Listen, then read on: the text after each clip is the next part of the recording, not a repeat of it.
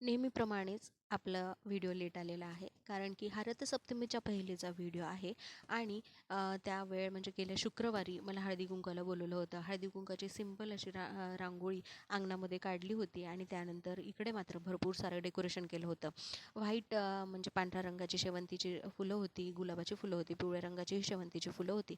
त्यानंतर विठ्ठल रखुमाईला समस्तपैकी सजवलं होतं. त्यानंतर समोर असं प्रसादासाठी त्यांनी मसाला दूध पण ठेवलं होतं. आणि ही रांगोळी तर मला प्रचंड आवडली. म्हणजे साधी सिंपल पण एकदम अट्रॅक्टिव्ह दिसत होती. वाटाण्याच्या शेंगा, गाजर, तिळकाटे, हरभऱ्याच्या शेंगा, शेंगदाणे आणि सिंपल अशी विड्याची पानं असतात, त्यावरती हळदी कुंकू ठेवलेले आणि तांदळांनी छान अशी सजावट केलेली.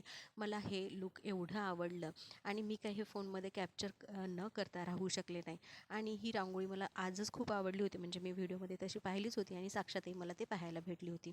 त्यानंतर त्यांनी फराळासाठी मसाला दूधही बनवलं होतं आणि प्रसादासाठी त्यांनी ते समोर ठेवलं होतं. मसाला दूध मी काही घेतलं नाही, कारण मी जस्ट चहा पिऊनच गेले होते तिथे. त्यानंतर आता संक्रांत म्हणल्याच्यानंतर पतंग तर येतातच. त्यानंतर असे छोटे छोटे पतंग त्यांनी लावले होते ॲज अ डेकोरेशनसाठी.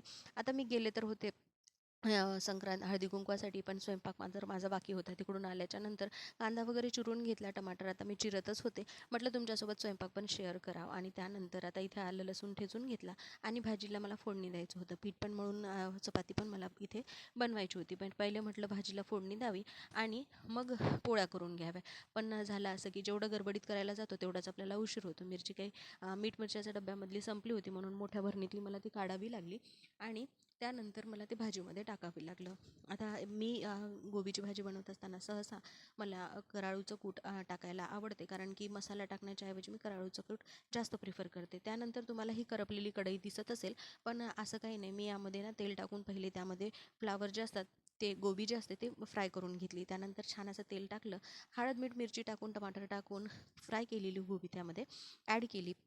आणि आता चपाती झाल्याच्या नंतर मात्र मी हे जे हिरवे वाटाणे असतात हे पिल्लूला खायला खूप आवडतात, त्यामुळे गरम ताव्यावर मी ते वाटाणे फ्राय करून पिल्लूला दिले. आता वाणामध्ये मला ही छान अशी ग्रीन कलरची कुंडी मिळाली होती, ही मला खूप आवडली. आता बघूया याचा कशासाठी उपयोग होतो. त्यानंतर जे काही वाटाणे भाजले होते ते मी पिल्लूला दिले आणि पिल्लूने खाल्ले, कारण त्याला इतके आवडतात. आता ह्या हिवाळ्यामध्ये त्याला असं फ्राय करून दिलं की तो टाईमपास म्हणून दिवसातून एक वेळा तरी हे सगळं खातेच. व्हिडिओ कसा वाटला मला कमेंट सेक्शनमध्ये नक्की सांगा. चॅनलला सबस्क्राईब करा.